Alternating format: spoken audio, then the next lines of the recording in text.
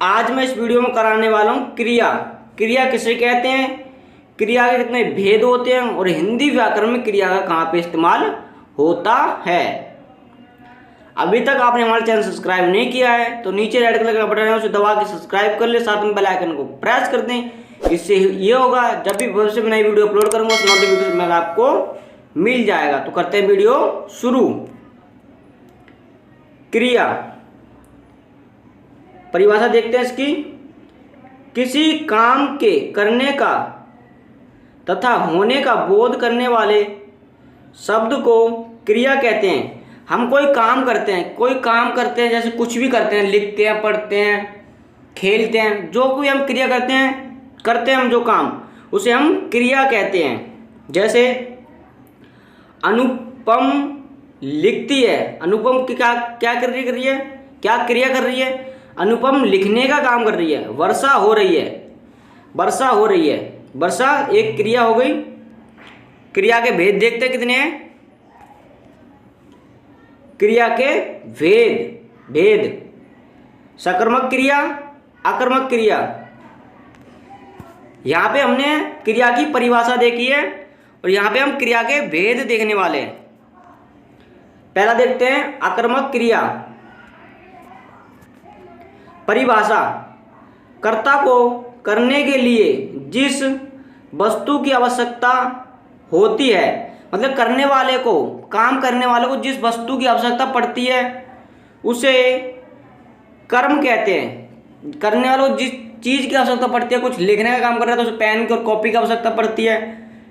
खेलने के लिए खेलने के लिए बैट बॉल की जरूरत है। कुछ भी क्रिया को जिस चीज़ की आवश्यकता पड़ती है करने के लिए उसे हम कर्म कहते हैं।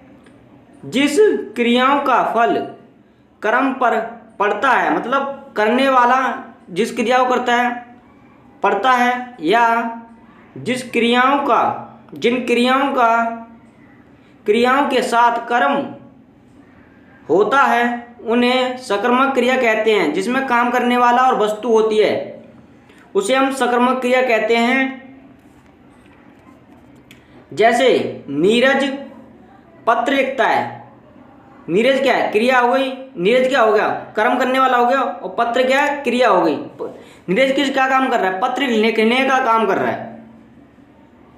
वह पुस्तक पढ़ता है, वह क्या होगा, कर्म करने वाला होगा। पुस्तक क्या होगी, क्रिया।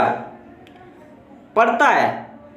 सुनीता कपड़ा सीती है। सुनीता क्या क्रिया कर रही है, कपड़े सीने का काम कर रही है। दूसरा देखते हैं भेद इसका, आकर्मक क्रिया। परिभाषा देखते हैं। जिन क्रियाओं को कर्म की आवश्यकता नहीं पड़ती, मतलब जो काम करने के लिए कर्म करने वाले की आवश्यकता नहीं पड़ती और क्रिया का फल सीधा कर्ता पर पड़े, मतलब जो करने वाला व्यक्ति है उसका फल उसी पे पड़े, किसी दूसरी वस्तु पर न पड़े। जैसे राम पत्र लिखता है तो किस पे पड़ रहा है उसका फल, पुस्तक पे पड़ रहा है। पत्र लिख रहा है उस पर कागज पे फल पड़ रहा है। लेकिन इसमें आकर्मक क्रिया में करने वाले का फल करने वाले पर ही पड़ता है और क्रिया का फल सीधा कर्ता पर पड़े, उन्हें आकर्मक क्रिया कहते हैं। आकर्मक का अर्थ है कर्म का ना होना। आकर्मक का अर्थ है कर्म का ना होना, काम ना होना उसमें।